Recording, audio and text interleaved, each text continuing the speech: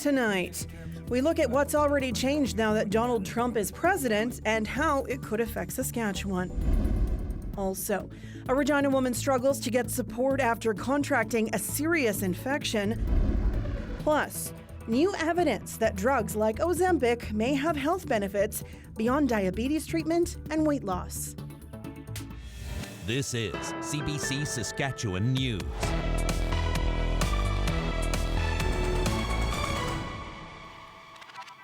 It is Tuesday, January 21st, and the CBC Saskatchewan News starts right now. Hi there, thanks for watching. Freshly sworn in President Donald Trump is standing by his threat on tariffs. He suggested those could hit Canada early next month, but what does that mean for people in Saskatchewan? Dane Patterson has more. President Donald Trump wasted little time after his inauguration following up on some of his promises. One, setting a potential deadline on his threat to unleash new tariffs. He's considering different options to include either a 25% tariff on Canadian goods or a 10% tariff on goods from all countries. Trump is leveraging the trade relationship to call on Canada for stronger border security. They're allowing vast numbers of people. Canada's a very bad abuser also. Vast numbers of people to come in and fentanyl to come in. When do you think you would enact them? I think February 1st. So what does that mean? Well, tariffs add an extra tax for Canadian companies bringing products to the U.S. So to balance that, the company might choose to raise their price. In 2023, Saskatchewan exported $49.3 billion worth of products. More than half of that went to the U.S. If the tariffs go ahead, those are going to be hit. Oil more than the egg exports. Just because they're better established world markets and easier transportation links to world markets for those two products. The tariffs could be a big issue for industry, but it's retaliatory tariffs that could be hurtful to the everyday person. Nationally, Canada exports more by value to the U.S. than it imports. And again, who's going to pay all those retaliatory tariffs? We are. Who's going to pay some of the U.S. imposed tariffs on our exports? We are. Trying to dodge a trade war, Ottawa committed $1.3 billion to strengthening its borders. Saskatchewan made plans to strengthen its own border as well. With Trump holding fast, the federal government anticipates pushing back gradually with worsening tariffs. It's not something that we want to do. We will do it in response, of course, if the Americans decide to do it. So whether it will affect you will depend on what you can or can't live without. Dane Patterson, CBC News, Saskatoon. With 2 months to go until the spring sitting begins, the Saskatchewan NDP members of the Standing Committee on the Economy want the committee to reconvene now in an emergency meeting. This after the federal government approved the Viterra Bunge acquisition with conditions, and Federated Cooperatives Limited paused 2 major projects. The pause on canola crushing will cost our province nearly $4.8 billion. Billions of dollars lost in our provincial economy in the first 3 weeks of 2025, and radio silence from the Sask party government.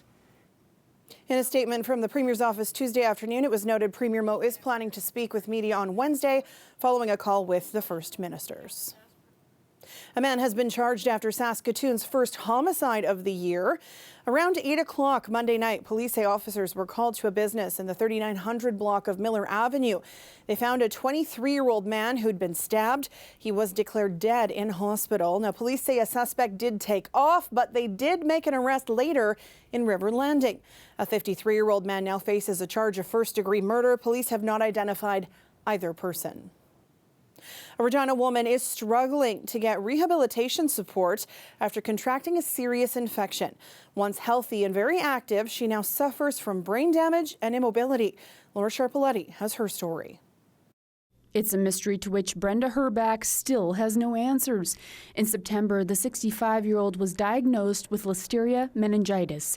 It's a serious foodborne bacterial illness that can cause brain damage and even death.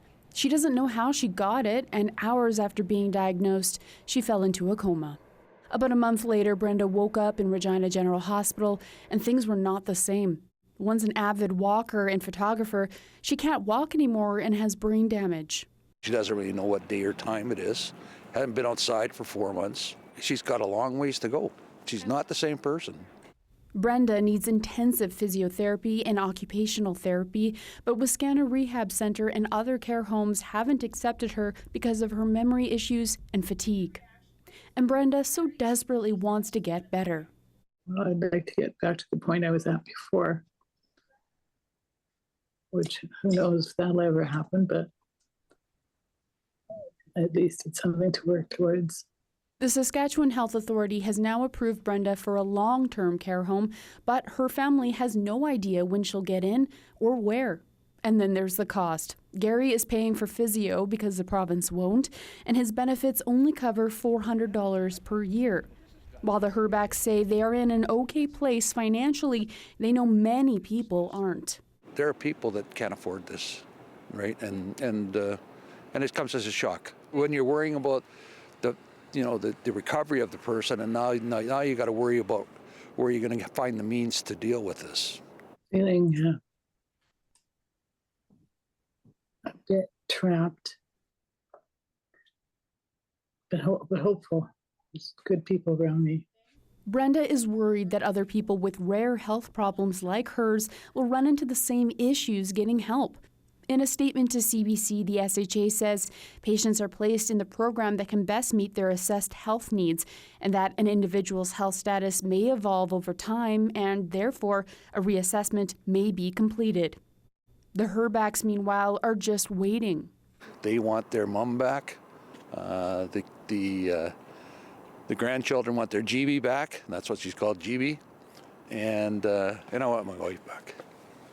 For now, Brenda Herback remains bedridden, dreaming of a day she might walk again. Laura Sharpaletti, CBC News, Regina. The Ministry of Health has enough COVID-19 vaccine doses for the province's high-risk population this spring, but hasn't confirmed if it plans to buy more doses down the road. The federal government announced that after this spring, it will no longer buy and distribute COVID shots to the provinces and territories. So provincial governments will have to buy their own doses. One expert says it's not unexpected. Saskatchewan and every other province probably will tie this to COVID-19 vaccine distributions much more closely to the flu vaccines in our campaigns. And I think that's a good thing. Saskatchewan says it will be following Ottawa's guidance on COVID vaccines. That is a booster shot for residents in long-term care and those 80 years or older in the general population. A plan to install new wall displays inside Saskatchewan healthcare facilities seemed simple enough, but now health officials are trying to sort out a $250,000 problem. Helena Mahalik reports. The Saskatchewan Health Authority is explaining an expensive mistake. Several hundred pricey plastic signs with mission statements were installed in Saskatchewan hospitals and health authority facilities early last year at a cost of nearly $260,000, but the signs installed were the wrong ones. The displays outline the SHA's mission statement, patient rights, and commitments to truth and reconciliation recommendations. In an email to CBC, a spokesperson for the Health Authority says that of more than 350 displays, only 10 met the desired specifications. The plan was to have a design that allowed posters to be easily interchangeable, but the majority of these displays do not allow for the poster to be exchanged at all. The Health Authority did not make anyone available for an interview with CBC, but told us in an email that it's investigating the error and exploring what it calls, quote, cost-effective solutions and considering including potential cost recovery action. Helena Mahalik, CBC News, Saskatoon. Crime rates were down in Regina last year with fewer homicides, vehicle thefts, and property crime compared to 2023. That's according to the latest crime stats presented to the Board of Police Commissioners. Numbers also showed overdose deaths were also down, 110 compared to 151 in 2023. Regina's police chief says it's partly because there are more police out on the streets. He says starting this weekend, more officers will be posted in downtown to help people feel safe. A community organization wants to breathe new life into a historic building in Regina. Advocates are working to purchase the old Trinity Lutheran Church and convert it into a multi-use facility with wraparound support. The church closed last month after serving Regina for more than a century. The goal is to raise $1 million to purchase the building and another $1 million to annually run it.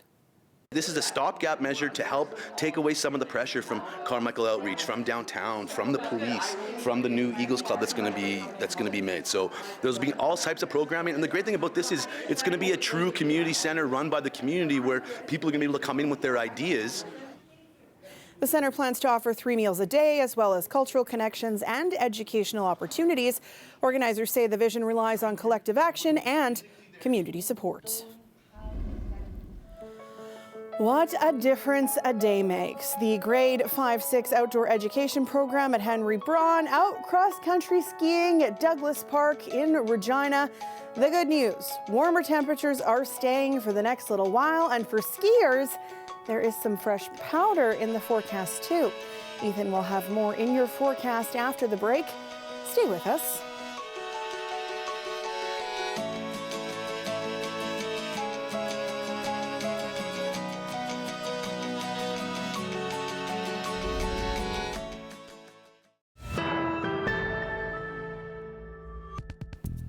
U.S. President Donald Trump signed several executive orders on his first day in office, including some involving the U.S.-Mexico border that have already come into effect. Richard Madden has the details. Well, President Trump's emergency declaration along the southern border took effect at 6 a.m. local time here in McAllen, Texas, and it's business as usual, despite the fact that this emergency declaration unlocks resources and personnel from the military. The Trump administration channeling that there would be a show of force along the southern border. So officials here are waiting to see when and if that should happen in the next few days. Now, this is a southern border separating Texas and Mexico. It's about 30 feet high. That's about 8 feet. And it has been a cornerstone of the Trump campaign to secure the border, including this emergency declaration that was one of his first executive orders as commander-in-chief and president. Beyond the National Guard expected to be deployed here, we're expecting to see more surveillance cameras. We're expecting to see more of a show of force as this new administration takes into office. And with it are growing concerns by residents in this community that people that may have their paperwork here or undocumented immigrants who work on farms and in construction could be deported, and that could have a significant impact on the economy. There's also the political concerns that many undocumented migrants or people with their papers would be targeted and profiled. Listen to this. There's a lot of fear. There's great concern. People are having to decide whether to go out on the street, whether to go to work. Tomorrow they've got to face up to whether they should take their children to school, and just genuine concerns that President Trump wants to carry through on his promise to engage in the largest mass removal of immigrants from this country. And 2 other major executive orders signed by the president yesterday. Number 1, he has canceled what's called the CBP app, and that was for potential asylum seekers to book appointments with citizenship judges in the U.S. That has been canceled. Their appointments have also been canceled along with it. Richard Madden, CBC News, McAllen, Texas. New data from Stats Canada shows inflation in December fell to 1.8% in Canada. The drop in costs for restaurant food, alcohol, and children's clothing happened during the federal GST holiday. Without the tax break, the agency says inflation would have gone up 2.3%. The GST break continues until mid-February. The Bank of Canada is set to make an interest rate decision next week. December's dip in inflation could prompt another cut. There's new evidence the class of drugs that includes Ozempic may have health benefits that go beyond diabetes treatment and weight loss. A major new study suggests these drugs could help with dozens of other conditions. Mike Crawley has the details. You know it by brand names like Ozempic, Rybelsus, and Wegovy, a class of drugs called GLP-1s, prescribed in Canada for diabetes and weight loss, now seemingly showing promise for a host of other conditions. We literally mapped the whole landscape of the relationship between GLP-1 and all possible health outcomes. The largest study of its kind, published in the journal Nature Medicine, looks at more than 200,000 Americans who used GLP-1s. Compared with those who were not on these medications, it finds a reduced risk of more than 40 health conditions, including heart disease, stroke, and kidney disease. Among the strongest links, a reduction in drug and alcohol abuse. The signal there was very, very consistent. And that is also consistent with our understanding of how GLP-1s really work. These drugs act on parts of the brain that are involved in impulse control. Opiate use disorder, less association, cannabis use disorders, and alcohol. This is very hopeful because it opens up new avenues of research, both in terms of treatment, but also what causes these illnesses. The study also suggests a 12% reduction in cases of Alzheimer's disease. In this Toronto lab, researchers are exploring links between inflammation of the brain and Alzheimer's, including whether GLP-1s could help.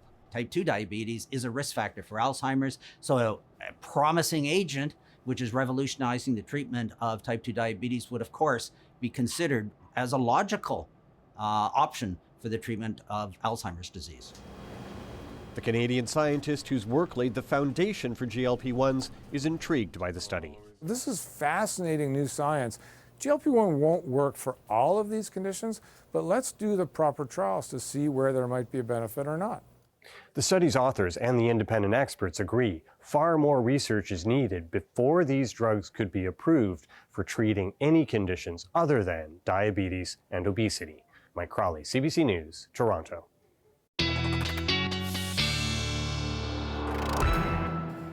And our weather specialist, Ethan Williams, joins me now. What a difference a day makes. Yeah, what a difference 12 hours in some cases has made for many parts of our province as we have jumped out of the deep freeze into more spring-like weather. This is how much things have warmed up. 4 o'clock Monday versus 4 o'clock Tuesday. 20 to 20 degree temperature, 25 degree, I should say, temperature warm-ups all across the province. Notable exceptions in Regina, Estevan, and Prince Albert. 25 degree increases over that 12-hour span. Temperatures jumping into the low minus single digits and even above freezing in parts of Saskatchewan and Alberta.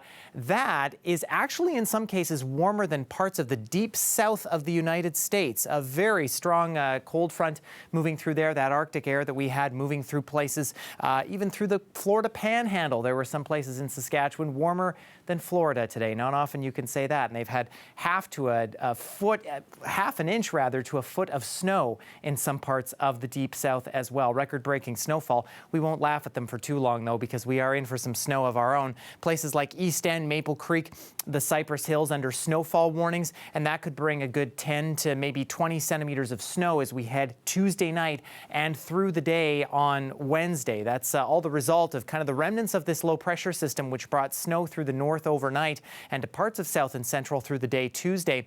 That is going to translate into a little bit of some flurry activity for the rest of south and central as we go through Wednesday night, and likely lingering into Wednesday through the day for many of us. Next kind of band of snow that'll produce heavy snowfall will be kind of Wednesday afternoon in the Cypress Hills area. And then another substantial wave of snow moving through Thursday afternoon. This kind of in a line from Swift Current up through northern Saskatchewan. That makes its way into the Regina area, into the southeast as we get into Thursday evening, before we get a little bit of clearing in behind that, and the north picks up a little bit of some snow as we head into the end of the work week. It's not going to be much though. I think at most we're probably talking about 5 centimeters through much of the southern half of the province. Of course, if you're in the southwest, those amounts will be much higher, especially in the Cypress Hills. And again, similar amounts as well through northern Saskatchewan with good 4, 5, 6 centimeters in many locations by the time we get to the end of Thursday. These couple of weather systems moving through mean that it is going to remain breezy over these next couple of days. Winds will still be gusting through south and central overnight Tuesday into Wednesday, and that next system moving through Thursday likely going to pick up winds a little bit here and there. So the extended forecast looking a bit like this. We will drop temperature-wise in Regina for Wednesday, and that breeze will make it feel likely into the minus 20s. Again, a shot of snow Thursday before things warm up a little bit, and we see some more clearing as we get into the weekend. Saskatoon, I think a pretty similar forecast here. Flurries lingering with some blustery conditions Friday. That'll be a little bit of blowing snow before things rapidly improve after that. So, Sam, maybe you don't need to take the Florida vacation after all to get some warm weather. But good news for my friends, kids, Charlie and Jack, who want to be on the outdoor rink. Exactly. Perfect weather for that. Perfect weather for that. Thanks, Ethan. You bet. Pedestrians can still use the University Bridge in Saskatoon, but as you can see, it is still closed to traffic. This after a fire underneath it Sunday night caused damage to the sewer line. The Meewasin Trail underneath the east side of the bridge also closed. A bridge inspection is scheduled for Wednesday. The bridge will stay closed until that's complete and the damaged sewer line is repaired. We'll be back after the break.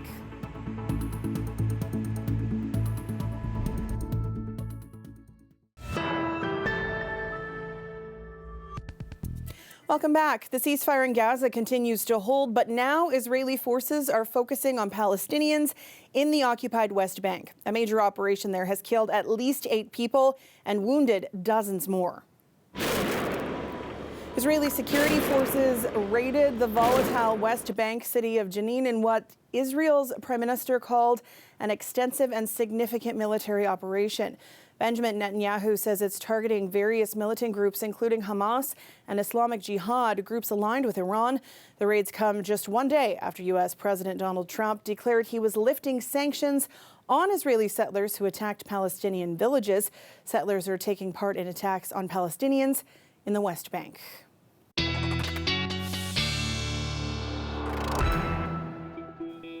And Ethan is back with one last look at your weather. No frigid temperatures as we head into Tuesday into Wednesday night here throughout much of the province. Again, I think the worst of the temperatures will be closer to the Manitoba border and east central areas around -20. That heavy snow beginning in southwestern Saskatchewan, and the winds still going to be pretty strong at times overnight. For northern Saskatchewan, again, some lingering snowfall for places around the Churchill region. I think that's your best bet, but some clearing out in eastern sections. Getting into Wednesday, we are seeing again a little bit of some flurry activity through most northern locations, but temperatures still staying pretty nice, still warming up maybe above -10 out west and back into the -teens if you're closer to the Manitoba border. For south and central, again, we've had that cold front move through, so for Wednesday, I think we're looking at temperatures kind of in that -10 to -15 range. Snow continuing in the southwest, but for a lot of us, we'll continue to see breezy winds and some cloudier conditions with some flurries as well as we head through the day, Sam. All right, thanks, Ethan. You're welcome. And before we go, Garth Hudson has died. He was the last living member of the legendary group called The Band.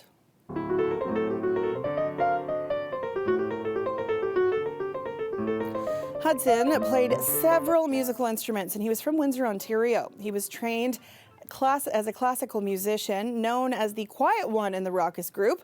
The sound of his organ was the signature of the band. Most of the members, including leader Robbie Robertson, were Canadian. Hudson died in Woodstock, New York. He was 87. And that is it from us. For more news anytime, you can head to cbc.ca/sask, or you can subscribe to CBC Saskatchewan's YouTube channel. You can also download the CBC News app on your smartphone or tablet. Thank you so much for watching.